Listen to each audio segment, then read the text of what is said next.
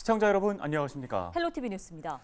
네, 김난영 아나운서도 네. 14일에 재난 안전 문자 받았죠. 그럼요. 네. 주변에 동시에 막 여러 전화기에서 삐삐 경보음이 울리던데 알고 봤더니 이제 제주 서귀포 남서쪽 해상에서 발생한 지진 관련된 경보음이었죠. 네, 이번에 발생한 지진 규모가 4.9라고 하는데 네. 제주에서 발생한 지진 중에서는 역대 가장 강력한 네. 규모였다고 합니다. 건물이 흔들릴 정도의 진동을 느낀 분들도 많았다고 하는데요. 전남과 부산 지역에도 이 여파가 감지됐다고 합니다. 인근에 계신 분들은 여진에 대비하면서 관련 정보를 계속 확인하셔야겠습니다. 네, 모두 아시겠지만 지진이 발생할 경우에 일단 떨어지는 물건에 몸을 다치지 않게 머리를 보호하고 식탁 아래에 일단 몸을 숨기는 것이 좋고요. 그 이후 진동이 멈춘 후에 이동을 해야 안전하다는 사실을 기억하셔야겠습니다. 헬로티비 뉴스 시작하겠습니다.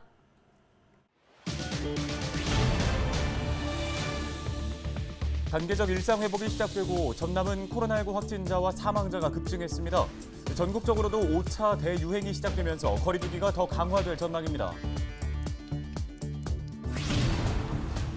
무안의 한 오리 농장에서 고병원성 조류 인플루엔자가 나왔습니다. 전남에서 확진이 잇따르면서 방역 당국도 바짝 긴장하고 있습니다.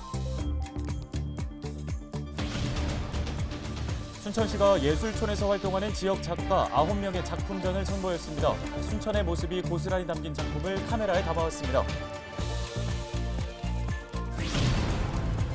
보흥 도덕면사무소 직원들이 1년 동안 돼지 저금통에 모은 성금을 개봉에 전달했습니다.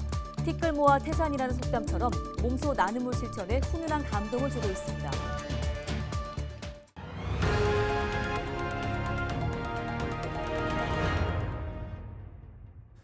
네, 오늘의 첫 소식입니다. 단계적 일상 회복 이후 전남에서 코로나19 확진자와 사망자가 크게 늘어난 것으로 나타났습니다. 전국적으로 확진자가 잇따르면서 결국 거리 두기가 더욱더 강화될 것으로 보입니다. 보도에 박정우 기자입니다. 15일 기준 전남 지역 코로나19 누적 확진자는 5,275명입니다. 10월까지 한 달 평균 400명에서 500명 정도 확진자가 발생했지만 11월 898명, 12월은 15일까지 816명이 감염됐습니다. 확진자가 늘면서 사망자도 증가하고 있습니다. 전남에서 코로나19로 숨진 32명 가운데 10명이 단계적 일상 회복 이후 사망한 것으로 나타났습니다. 과거 이제 소규모 산발적인 감염과는 달리 이렇게 전 지역에서 이렇게 발생하고 있고 확진자 규모도 이제 빠르게 이렇게 증가하고 있는 그런 상황이고요. 또 바이러스 확산이 이제 더 쉬운 겨울철인데다가 또 오미크론 변이 감염 사례도 이제 계속적으로 이렇게 늘고 있어서 앞으로 확산세가 지금보다 더 커질 그런 우려가 있다고 이렇게 제기가 되고 있습니다.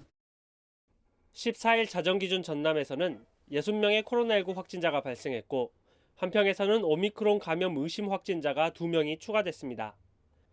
목포와 여수 등 16개 지자체에서 코로나19 확진자가 계속 발생하고 있습니다. 전국적으로 확진자가 늘면서 거리 두기가 강화될 전망입니다. 정부는 사적 모임 허용 인원을 줄이고 다중이용시설 영업시간을 제한하는 방안을 검토하고 있는 것으로 알려졌습니다. 그동안 이제 시행했던 방역 수칙 가운데 이제 사적 모임 규모를 이제 축소하든지 또 조정을 하고 또 다중 이용 시설 이용 시간을 제한한다든지 대책 치료에 대한 확대 부분 그런 것을 현 시점에서 어떤 게 효과적인 조치가 무엇인가 이렇게 검토를 하고 있는 그런 상황이고요. 전남 지역 확진자 급증으로 광주와 함께 공유하는 위중증 환자의 병상도 6개밖에 남지 않은 상황. 강화된 방역 조치는 오는 17일 발표될 예정입니다. 헬로티비 뉴스 박종호입니다. 무안의 한 오리 농장에서 고병원성 조류 인플루엔자가 발생했습니다. 중앙사고수습본부는 의심 사례가 발견돼 해당 농장에 대한 출입 통제와 함께 예방적 차원으로 오리 등을 처분했다고 밝혔습니다. 최근 AI가 발생한 농장에서 방역에 취약점이 발견되고 있다며 농장 소독과 방역시설의 미흡 사항을 개선하고 방역 수칙을 준수해 줄 것을 당부했습니다. 지난 14일 여수 검은도 앞바다에서 실종된 승선원 2명이 현재까지도 발견되지 않고 있습니다. 완도해양경찰서는 완도 여서도 동쪽에서 129톤급 대형 선망과 7,500톤급 컨테이너선이 충돌하면서 대형 선망에 타고 있던 승선원 2명이 실종돼 수색하고 있습니다. 하지만 15일 오전까지 발견되지 않은 상황인데요. 경찰은 경비함정 18척과 항공기 10대를 동원해 집중 수색을 이어나간다는 방침입니다. 지난 13일 여수산단 탱크 폭발 사고와 관련해 3명의 사망자가 발생한 가운데 여수시가 사고 수습 지원을 본격화했습니다.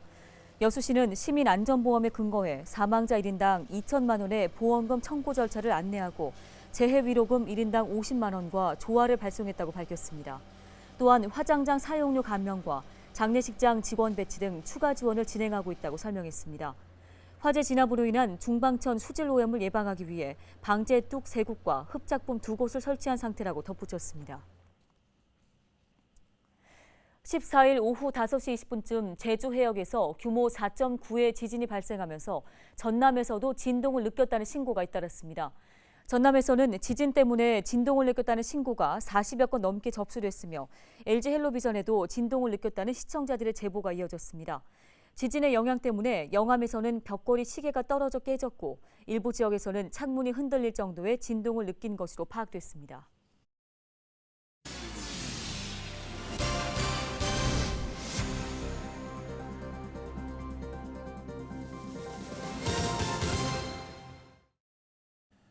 순천시가 전국 예술인들에게 특별한 기회를 제공하고 있습니다. 순천에 살 수 있도록 집을 내주면서 작품 활동에 집중할 수 있도록 지원하는 사업인데요. 네, 올해 순천 창작예술촌에 입주한 작가 9명이 한 해 동안 만든 작품 30여 점을 선보였습니다.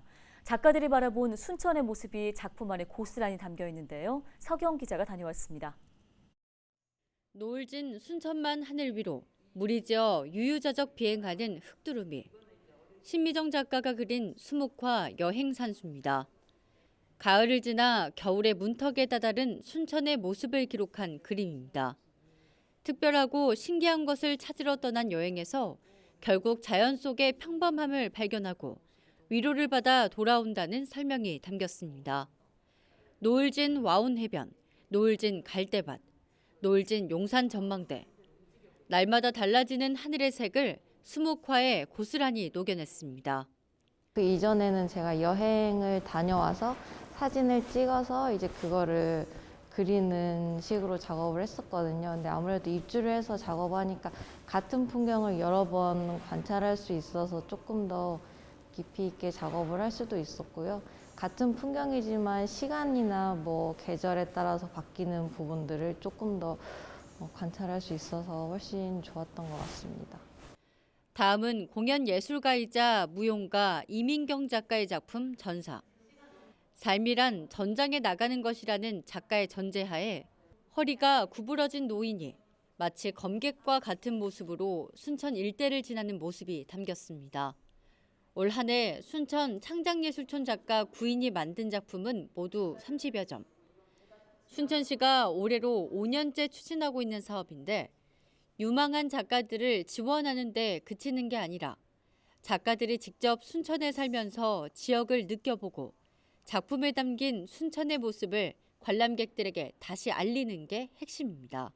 이 순천에 대해서 다양한 시각으로 바라볼 수 있는 점, 그것들이 굉장히 좋은 점이었고, 이것들이 자기 자신의 작품에서 머무르는 게 아니라 전시나 이런 발표회를 통해서 타인으로 하여금 순천을 다시 한번 새롭게 느낄 수 있도록 하는 점들이 굉장히 좋은 점이라고 생각하고요. 전국 공모를 통해 선발된 작가 9명이 장장 100일 동안 순천에 머물며 집중해온 작업들. 2021 순천 창작예술촌 레지던시 통합전은 오는 22일까지 기업공장 1945 갤러리에서 관람하실 수 있습니다. 헬로티비 뉴스 서경입니다. 다음 소식입니다. 고흥 도덕면사무소 직원들이 나눔을 실천하기 위해 1년 동안 모아온 돼지 저금통을 개봉하는 행사를 열었습니다. 면사무소 직원 19명은 1월부터 각자 돼지 저금통에 자투리 돈을 모아왔으며 개수 결과 90여만 원이 모였는데요. 고흥 도덕면은 이날 모인 돈을 100만 원까지 채워 내년에 입학할 초등학생과 유치원생을 위해 쓰이도록 학교에 기부할 계획입니다. 올 초에 지역에 조그만 의미 있는 나눔을 나눠보고자 저희들이 평소에 돼지 저금통 등을 키웠습니다. 이 돈이 얼마 안 되겠지만 지역에서 학생들한테 관심을 갖고 있다는 의미도 새겨주면서 또 아이들이 꿈을 넘어서 더 큰 꿈을 꿀 수 있도록 그런 역할을 했으면 좋겠습니다.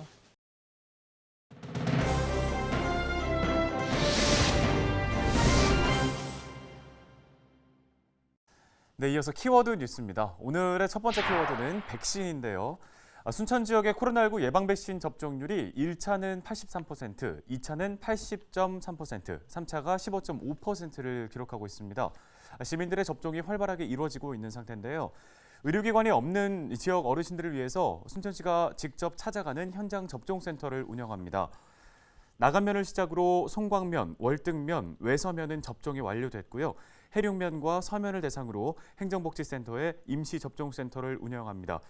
해룡면은 14일부터 16일까지, 서면은 21일부터 23일까지 접종이 진행됩니다. 네, 두 번째 키워드는 문화복지비입니다. 전라남도가 내년부터 청년에게 문화복지비를 지원하겠다고 발표했는데요. 전남에 2년 이상 살고 있는 21살부터 28살까지 청년 12만 명을 대상으로 1년에 20만 원의 복지비를 전달할 예정입니다. 또 2024년부터는 19세부터 28세 청년에게 최대 10년 동안 지원할 방침인데요. 문화복지비는 체크카드로 전달되고 여행이나 공연 관람, 학원 수강과 책 구입, 대중교통 등에 사용할 수 있으며 유흥업소나 백화점 등에서는 사용할 수 없습니다. 전라남도는 지역의 청년 인구 유출이 전체 인구 유출의 80%를 차지하고 있는 만큼 젊은 세대를 정착시킬 수 있는 정책이 필요해 문화복지비를 지원하게 됐다고 설명했습니다. 네, 목포시가 공론화위원회에서 권고한 시내버스 준공영제를 적극적으로 수용하기로 결정했습니다. 목포시는 공론화위원회가 철저한 관리 감독에 이어 준공영제 시행을 권고한 만큼 오는 2024년까지 경영 개선을 마무리한 뒤에 2025년부터 준공영제를 도입할 계획입니다.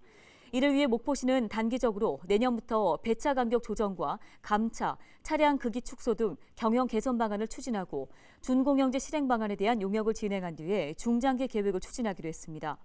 중기적으로는 버스 19대 감차, 노선 개편 효과 분석, 조례 제정, 표준 운송 원가 산정을 실시하며 장기적으로는 수익금 관리와 노선 입찰, 위탁 운영 방안을 종합적으로 검토해 최적의 방안을 도입한다는 예정입니다.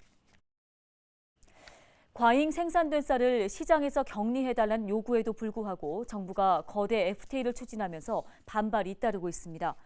더불어민주당 서삼석 의원은 농민들이 엄동설안에도 쌀 시장 격리를 요구하고 있지만 정부는 쌀값 안정화에는 무책임한 태도로 일관할 뿐 포괄적이고 점진적인 환태평양 경제동반자 협정 CPTPP 가입을 본격화했다고 지적했습니다.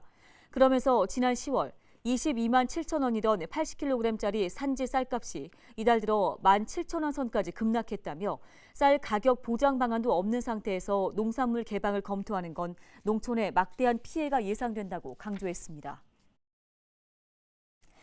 전라남도교육청이 2022 초등교사 임용 1차 시험 합격자를 발표했습니다. 초등교사 임용 1차 시험 결과 유치원 65명, 초등학교 274명, 특수학교 45명 등 모두 384명이 합격했습니다. 2차 시험은 내년 1월 12일부터 14일까지 무안 행복초등학교와 목포 오감초등학교에서 치러질 예정인데요. 최종 합격자는 2022년 2월 4일 전라남도 교육청 누리집을 통해서 발표됩니다.